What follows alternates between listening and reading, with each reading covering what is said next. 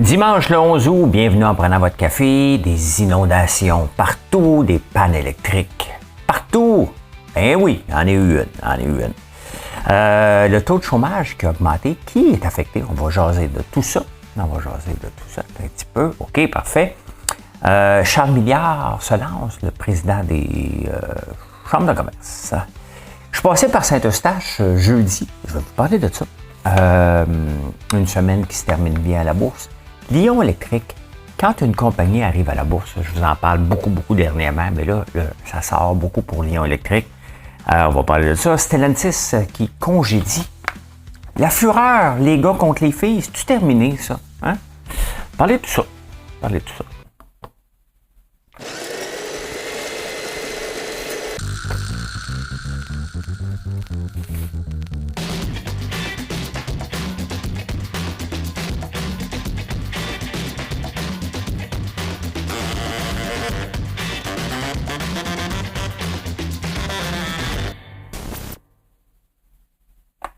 Je sais que c'est le temps du maïs, puis vous n'arrêtez peut-être pas de vous demander, mais il y a combien de grains dans un épi de maïs? Ben, j'ai la réponse. Hein? À la fin, dans la section insolite, vous voyez les chapitres en bas.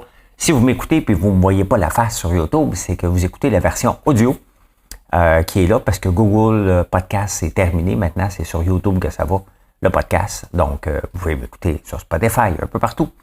Apple aussi. Donc, voilà, merci d'être là. De plus en plus, je le mets sur X, la vidéo, je le mets sur YouTube et des liens sur les autres plateformes. Donc, voilà, il y a quelqu'un qui me disait « Hey, t'es pas tanné de faire un show, t'as seulement 13 likes sur X. » Il y a 3500 vues par jour. Il y en a un peu plus sur X, mais c'est pas les gens l'écoutent probablement pas au complet comme vous l'écoutez sur YouTube. Et je fais ça parce que j'aime ça. Je fais ça parce que j'aime m'informer et me faire une opinion. Et la meilleure chose que j'ai trouvée, c'est d'en parler avec vous. Et ça doit se faire dans le respect. Si vous manquez de respect, ben j'ai pas de patience. Moi, je pense que je n'en manque pas ici. Je suis peut-être dur envers certaines personnes, comme Valérie Plante. Mais bon, ceux-là le méritent. Hein? Il faut que ça soit fait dans le respect. Donc, je vous demande la même chose. Il y en a qui m'écoutent puis ils sont obligés de se déloguer de leur compte maintenant pour m'écouter parce que quand on me traite d'imbécile, j'argumente pas. Hein? J'argumente pas le fait qu'on me trouve peut-être imbécile. Si tu viens m'écouter puis tu me traites d'imbécile, c'est pas mal pas moi l'imbécile. Parce que moi, je le sais pas. Fait qu'il y a eu des pannes électriques. Ben oui. J'en fais partie. Tu sais, à un moment donné, là, au lieu d'investir dans Nordvolt, au lieu dépenser l'argent, au lieu de mal gérer. Tu sais, il y a un moment donné qu'il va falloir accepter que le réseau d'Hydro-Québec, il va falloir arrêter de se plaindre des changements climatiques. Ils sont là. Hein? Ils sont là depuis longtemps. Et il va falloir accepter que certaines places, les fils doivent être enfouis. Est-ce que dans Mont-Fondran, on devrait enfouir les fils? La réponse est non. C'est trop compliqué, trop coûteux. Mais dans les villes, je pense que là, d'accepter les pannes à répétition comme on le fait, surtout qu'il y a eu 1900 nouveaux employés d'Hydro-Québec, la masse salariale augmente, ils nous augmentent les tarifs sans bon sens et on a un service de merde, tout simplement. Les inondations, écoute, le problème avec les inondations en ville, ça va donner du jus à Valérie Plante pour qu'elle dépense avec ses parcs éponges. C'est bien les parcs éponges, c'est fantastique. On a caché toutes les rivières de Montréal, elles sont toutes enfouies. Le problème, c'est qu'elle va dépenser encore plus pour se donner raison. Ces genres de situations-là lui donnent des occasions de flamber du cash sans bon sens. Donc, mais ça reste que c'est problématique. Là. Il y en a beaucoup trop. Dès qu'une tempête aux États-Unis, puis il y en a de plus en plus, ben c'est nous autres qui payent le prix ici. Hein. Ici, là, moi, je suis en campagne en ce moment, et je regarde le niveau de la rivière puis des champs. C'est inondant tabarnouche, hein? Comme au printemps. Rue de printemps qui me chauffe la couenne. Pourquoi tu chantes, François? Moi, je t'écoute pas pour chanter. Fais pas mal ce que ça me tente. Je suis comme mon père. Hey, le taux de chômage a augmenté. Hein? Augmente de plus en plus aux États-Unis puis ici. Et c'est le but recherché en augmentant les taux d'intérêt. Là, on commence à les diminuer. Mais qui est affecté? Ben, la semaine passée, je vous ai parlé que c'était les immigrants qui étaient beaucoup affectés. C'est pas seulement les immigrants, c'est aussi les jeunes de moins de 35 ans. dans une proportion de 80%. Le taux de chômage qui part, mettons, de 4 à 6, bien, le 4 à 6% de gens, ce sont les jeunes la plupart du temps, ce qui est normal, surtout si on rentré dans les fonctions publiques où la garantie d'emploi est à vie, bien, c'est bien évident que si tu n'as pas eu la garantie d'emploi, ça se peut que tu sois coupé, mais il ne coupe pas personne. Beaucoup dans les fonctions publiques. Là. Mais même dans les entreprises, c'est normal, tu es dernier arrivé. Hein? C'est juste normal. Mais ces gens-là, on essaie de leur donner accès à la propriété. Donc, la propriété qui coûte de plus en plus cher, l'insécurité. Donc, l'insécurité engendre l'insécurité et fait que ces gens-là sont anxieux. C'est bien évident. Mais maintenant, tu sais, on assiste à un shift aussi. Hein? On a eu la folie de la pandémie. Là, on rentre dans une période de pause, si on veut, hein, de moins grande croissance. Et en même temps, l'intelligence artificielle arrive qui prend sa place dans toutes nos vies. Va falloir se réorienter. Il y a de la job pour tout le monde. 6% n'est quand même pas un taux de chômage catastrophique. Là, mais il faut accepter de se renouveler. D'ailleurs, accepter de se renouveler devrait faire partie de notre projet de vie. Hein, de toujours apprendre quelque chose de nouveau. Et c'est ce que je fais en lisant les journaux, en faisant de l'intelligence artificielle tous les jours, que ce soit pour m'aider à écrire des recettes. Donc, pas les recettes en tant que telles, ce que vous ne voyez pas en arrière pour qu'on sorte bien dans les engins de recherche. Je fouille pour ça tous les jours. J'essaie de voir comment mon site s'améliore. Je fais du code avec l'intelligence artificielle. Je fais des photos avec ça. Donc, il faut apprendre constamment. C'est bon pour notre cerveau et c'est bon aussi pour notre protection d'emploi. Hein? Acheter en ligne, hein? Il y a beaucoup de gens qui disent « Moi, j'achète pas en ligne, hein? L'environnement, c'est pas bon pour l'environnement. » Ben, il y a une étude du MIT à Boston qui, dans 75% des cas, acheter en ligne était plus rentable que d'aller au magasin. Je vous donne un exemple. L'autre jour, je cherchais des washers d'1 pouce sur 1 pouce et quart. C'est très précis, là. Fait que j'ai dit à mon frère, va chez BMR, tu sais. Va là, il en trouve pas. J'ai dit, OK, m'en aller chez Canadian Tire. Donc, lui, il s'est déplacé. Un BMR à Chénéville. Il n'y en a pas, il est allé voir à Saint-André. Il n'y en a pas, il est allé voir un petit peu plus loin à CarQuest à Saint-André-Avelin. Moi, j'ai été à 2 magasins, un Canadian Tire puis un autre magasin, Renault Dépôt, à Montréal. Un sur la rue Saint-Laurent, l'autre au marché central. Donc, ça fait beaucoup de déplacements. Pour finalement, je suis allé voir sur Amazon et il était là. Je les ai commandés, j'ai eu le lendemain. Amazon et les gens, même comme nous, OK, comme GLS maintenant, Amazon, UPS, passent dans toutes les rues à peu près, à tous les jours. Donc, l'impact qu'on parlait peut-être il y a 7-8 ans du commerce en ligne, ou même 10 ans, alors qu'on faisait un détour presque, maintenant les camions passent. Ça fait partie, un peu comme Post Canada. Ils passent plus que Post Canada.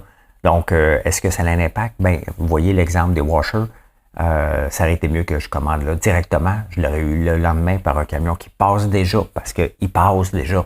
Et c'est ce qui fait qu'on est capable d'offrir des services rapides et aussi des tarifs avantageux. Fait que oui, ceux qui disent que le commerce en ligne n'est pas bon pour la planète, c'est faux la plupart du temps, dans 75% des cas. Quel est le 25%? Je ne le sais pas. Je ne sais pas. Mais on livre rapidement. Fait que, nous autres, je ne parle pas des autres, là, je ne le sais pas, je ne commande pas beaucoup de choses de d'autres magasins, à part des affaires agricoles, puis je le reçois quand même assez rapidement. Là. Donc, voilà. Hey, cette semaine, on devrait voir Kamala Harris, parce que là, ça fait 3 semaines qu'elle est là. La lune de miel est installée, elle a nommé son colistier, le joueur de hockey Tim Walz. Il y a quelqu'un qui me dit que je l'insultais puis que je connaissais rien. Je le connais pas. Comment voulez-vous que j'insulte quelqu'un que je ne connais pas? Parce qu'il a fait une erreur de jeunesse, parce qu'il s'était fait prendre en buvant de l'alcool, puis c'est pas si grave que ça. Quand la loi te dit que tu vas un dossier criminel si tu fais quelque chose et que tu le fais, puis tu te fais pincer, c'est grave. Quelle est la gravité de ça? Chaque État est responsable de la gravité. Mais il reste que quand tu as un dossier criminel pour quelque chose, peu importe qu'on pense que c'est pas grave, nous autres, si ça vaut un dossier criminel, c'est grave, point final. Hein? On peut rire, on se dit, c'est pas si pire que ça, être en boisson. Quand on regarde le nombre de gens qui se font tuer en auto ou qui ont des accidents, et l'argument du gars me disait, qui n'a pas déjà conduit en boisson? Ah, OK, peut-être. mais ça ne fait pas nous autres un smart et ça ne fait pas quelque chose qu'on peut excuser. Hein? Ben oui, moi aussi, comme tout le monde, mais ça fait un méchant bout de ça. Hein? Un méchant bout. Et c'était pas criminel dans ce temps-là, ici non plus. Donc, faut arrêter d'excuser ça. Hein? C'est une erreur, une grave erreur qu'elle fait. Et that's it. Hein? Donc, mais cette semaine, on va voir Kamala Harris. Est-ce qu'elle va être bonne en entrevue? Parce qu'elle est dans son script, elle lit son télésouffleur. Là, il va falloir qu'on l'entende dire ses phrases creuses et vides. Et là, ça va être intéressant. C'est là que ça va donner du jus. Puis encore là, je ne le prends pas pour Trump. Hein? Mais je vois trop de ressemblances entre Valérie Plante et Kamala Harris. Pas parce que ce sont des femmes.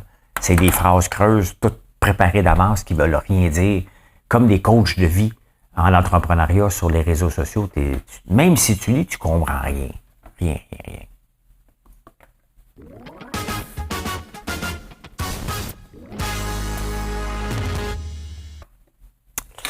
À Pierrefonds, là, les citoyens, eux autres, là, sont impliqués en tabarnouche. Hein? On a bâti un beau REM, puis là, il y a des buildings vacants, il y a un centre d'achat, il y a une station-service. Puis là, ben, les promoteurs disent « Hey, écoute, on va bâtir à côté, on va pouvoir louer ça, vendre ça. Hein? » Les citoyens, il y a un projet que c'était 11 citoyens qui ont fait arrêter ça l'année passée ou il y a 2 ans. Là, c'est 146 citoyens avec des référendums. Tu sais, il va falloir, puis la loi a déjà été améliorée, mais il va falloir enlever les référendums citoyens qui décident du plan d'urbanisme. Là. Hein? Parce que dans toutes les villes, il y en a toujours un qui va dire non. Tout le temps. Il y a des gens qui vont s'installer dans une ville pour s'assurer que c'est eux autres qui disent le non le plus souvent. C'est comme ça, on ne changera pas le monde, mais est-ce que c'est ça qu'on veut? Hein? Est-ce qu'on veut écouter le citoyen? Ben oui.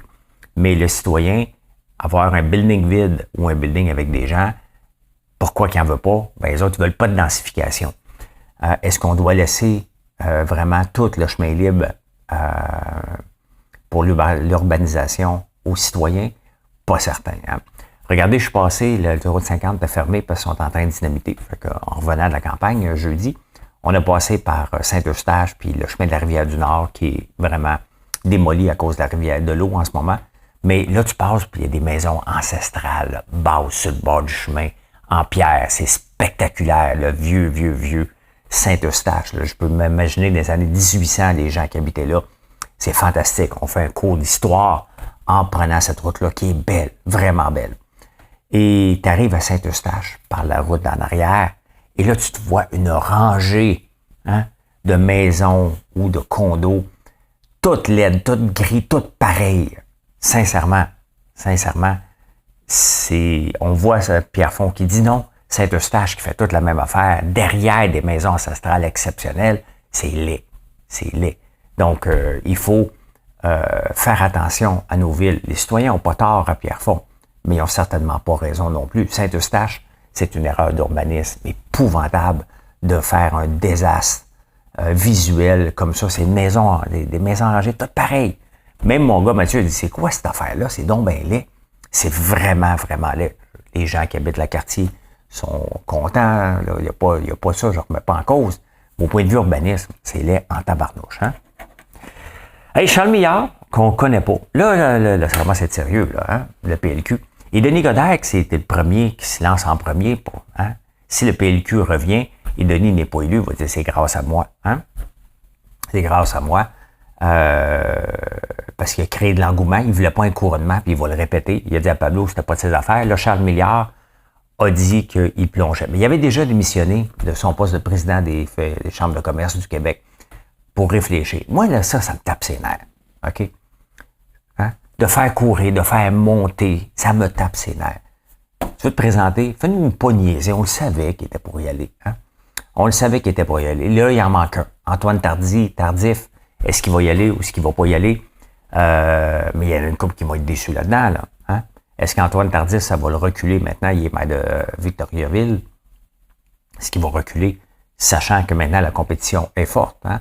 Si Pablo vient, Charles Millard, puis Denis, là, hein? Denis n'a pas de chance. Là. C'est de l'amusement, là. C'est de l'amusement public. Là.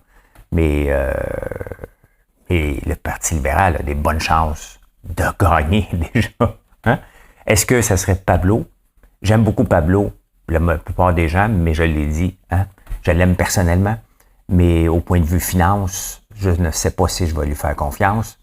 Si on peut, c'est pas que je le sais pas, c'est évident qu'on peut pas lui faire confiance au point de vue finance à cause de son association avec Trudeau qui a dépensé sans compter. Je sais bien qu'il était pas celui qui décidait, mais il était dans l'équipe. Quand tu n'es pas d'accord à répétition, tu restes pas dans une équipe aussi longtemps que ça. Ça, c'est le côté qui me dérange de Pablo. Il va falloir qu'il le prouve rapidement. Charles Milliard, on le connaît pas. Il amène la jeunesse, mais est-ce que la jeunesse est assez? Est-ce que Pablo est décroché de la jeunesse? Mettons, je me lançais en politique. Est-ce que je suis loin de la jeunesse? Ben non. Hein? C'est faux de prétendre que l'âge qu'on est, on représente pas la jeunesse ou non. C'est dans notre tête qu'on est jeune et oui, dans le corps aussi, mais dans notre façon de faire des politiques. Est-ce qu'on va encadrer les jeunes, les plus vieux? Ben, regardez, on va donner un exemple. Là. Regardons juste la ville de Montréal, qui se veut une ville de famille. Il n'y a plus une famille qui est capable d'acheter une maison. Là. Puis le nombre, l'augmentation des taxes, l'augmentation, le refus de donner des permis fait que ça fait sortir les familles de la ville. C'est ça qu'elle n'a pas compris, Valérie Plante. Tu veux faire de la place aux familles, tu t'assures que ce soit abordable. Que ce soit abordable, ça prend de l'offre. Donc, c'est ce que je ferais si j'y allais, mais j'y vais pas parce que je m'occupe de ma compagnie qui s'appelle françoislambert.one.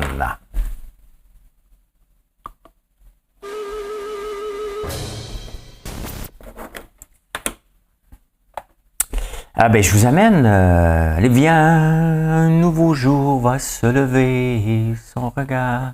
J'amène le 11 août 1949, une petite nouvelle, mais qui est vraiment d'actualité. Hein?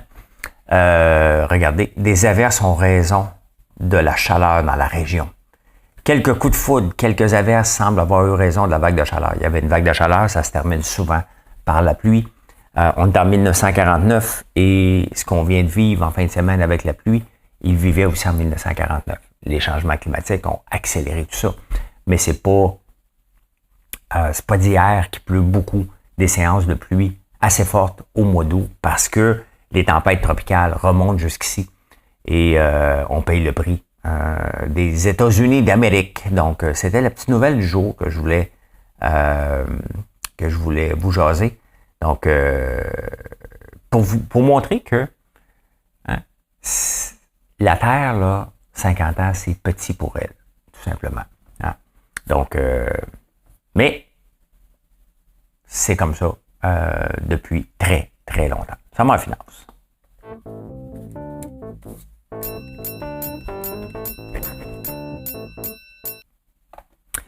Ben écoutez, on a eu une semaine pas si pire à la bourse. Finalement, ça a parti tout croche, mais littéralement tout croche. Et si on regarde le S&P 500, regardez depuis le début de l'année. On pourrait fermer les livres aujourd'hui, hein, le 11 août, et terminer l'année qu'on n'a pas de croissance du S&P 500, c'est 12,68. Historiquement, c'est un horizon de 40 ans. Hein, le S&P 500 a rapporté du 10% en moyenne. Donc, on est en haut de la moyenne. Donc, l'année, c'est une très belle année qu'on a. Une excellente année. N'importe quel gestionnaire de portefeuille qui te ramène du 12% peut se verser un bonus. Hein. La Caisse des dépôts se verse un bonus pour 7%. Donc, c'est une très, très bonne année. Si on regarde sur 5 ans, 83% d'augmentation. Donc, c'est parfait sur un an. Hein? Là, j'ai regardé depuis le début de l'année, 1er janvier, mais si on regarde dans la dernière année, les derniers 365 jours, on a le S&P 500 à 19,59. C'est une excellente année qu'on a. Sauf que ça fait mal. Hein? Sur un mois, ben, c'est moins 5%. Et c'est là, puisqu'on regarde à court terme, puisqu'on regarde nos portefeuilles, puis je fais la même chose. Je prends pas de décision à court terme, mais je les regarde. Ben, moins 5%, c'est énorme et ça fait mal, ça fait peur. Donc, c'est comme ça. Mais on a terminé la semaine flat.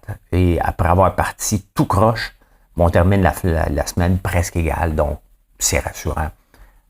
C'est rassurant parce que les nouvelles, au point de vue de la récession, la baisse des taux, est pas si mal que ça. Donc voilà. Hein. Quand on regarde à long terme, c'est un petit peu moins peurant.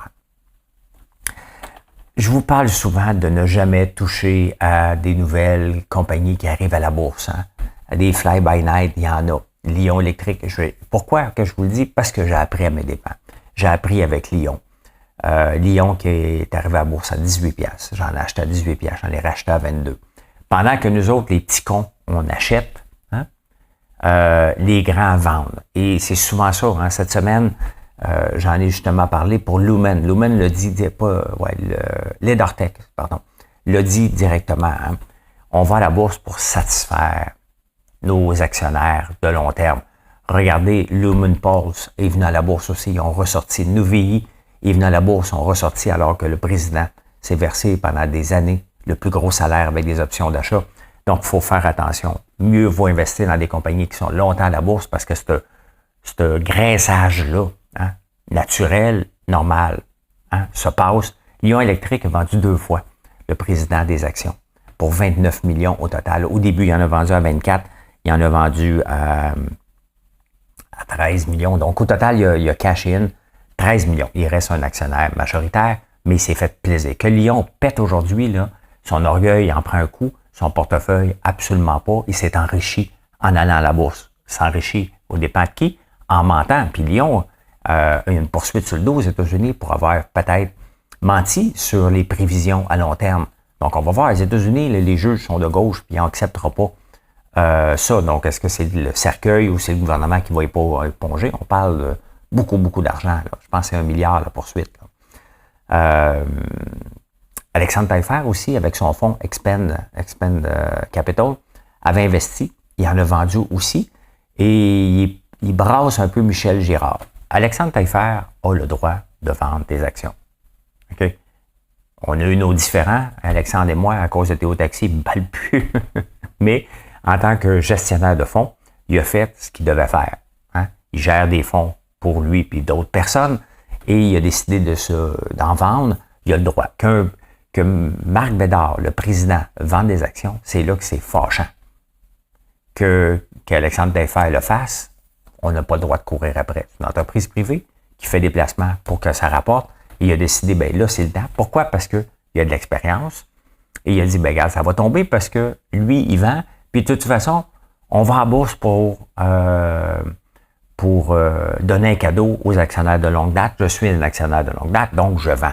Il faut le laisser tranquille avec ça. Le journaliste Michel Girard, que j'adore, n'a pas de raison de courir après Alexandre Taillefer pour le faire passer pour un méchant. Le méchant là-dedans, c'est Lyon. C'est le président. Et ce sont les menteries qu'on nous a dit sur les futurs de l'entreprise. À un moment donné, il n'y avait pas le carnet de commande pour nous faire croire que l'action pouvait monter tant que ça. Maintenant, ça ne vaut plus rien et le gouvernement va juste pomper de l'argent à l'infini. Pour rester à la bourse, il va falloir qu'il fasse un split. On a tout perdu. On a tout perdu. J'aurais pu vendre, hein? Moi aussi. J'étais juste à Big Brother quand ça montait à 24. Est-ce que j'aurais vendu? Je ne sais pas. C'est bon. Stellantis, ce qui se vend beaucoup en ce moment, là, les autos électriques un petit peu, surtout les hybrides, mais ce qui se vend encore beaucoup, c'est des pick-up. Et il y a le Ford 150, puis le Dodge Ram, pas le Dodge Ram maintenant, c'est le Ram 1500. Ben Stellantis, que ça y appartient, a décidé de fermer une usine qui venait d'avoir une nouvelle entente avec le syndicat avec des salaires de fou. Hein? Ils ont décidé de déplacer la construction du 1500 ailleurs, dans une autre usine. Probablement que ça coûte moins cher.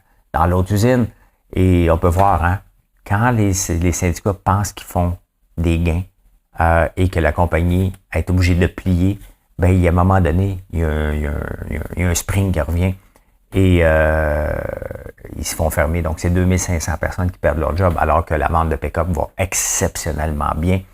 Ben, tout simplement, ils ont décidé d'aller ailleurs. Et c'est toujours le danger numéro 1. Mais les syndicats ne le voient pas comme ça du tout. Donc, c'est comme ça. Hein?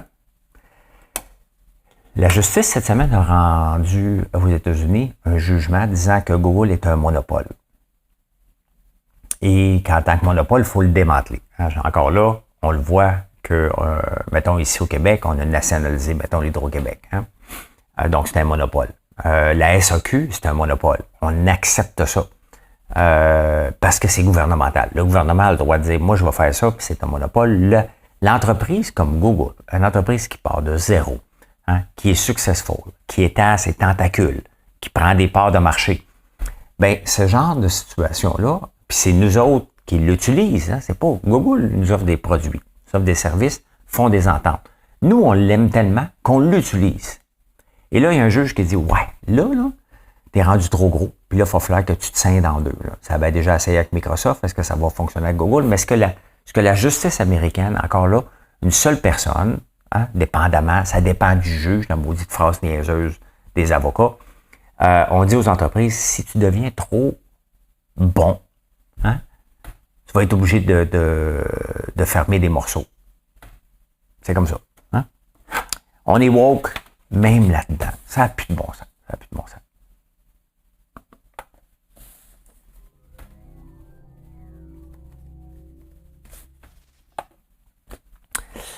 Et la fureur va revenir. Je ne sais pas si c'est à toutes les semaines, mais c'est la fureur, c'était toujours les gars contre les filles. Puis les gars sont meilleurs que les filles. J'ai jamais été invité à la fureur. Mais là, ça va être fini, ça, là. C'est la gauche contre la droite. Là. Puis bientôt, on ne dira plus ça. Là. On va dire... qu'est-ce qu'on va dire? On ne le sait pas. Parce que là, tu sais, les gars contre les filles. Hey, on dépense des millions pour fermer le centre Claude Robillard pour faire des vestiaires mix. On peut-tu faire encore une émission? Est-ce que les gars sont contre les filles? La réponse est non. Hein? Louis Morissette, il dit que ça vient de lui. Radio-Canada dit que ça vient d'eux autres. Personne ne gagne là-dedans. Là. Mais c'est bien évident que qu'est-ce que tu fais avec un transgenre qui irait? Tu le mets où? Hein? Et pose la question, s'il répond. Donc, ouais, ça va être mix maintenant. Hein? Et finalement, là, c'est le temps du maïs. J'espère que vous le mangez avec des épices barbecue à l'ail noir. Mais, combien qu'il y a de grains dans un épi? Ben, c'est 500. C'est 500 grains que tu as dans un épi. Ça peut aller jusqu'à 1000, dépendamment du grosseur, mais normalement, c'est 500 grains. Puis c'est ici que vous l'avez appris si vous ne le saviez pas. Et je peux dire ceci. Mission accomplished. Ben, merci d'être là, puis venez donc nous voir sur françoislambert.one, O-N-E. Je vous souhaite une excellente journée.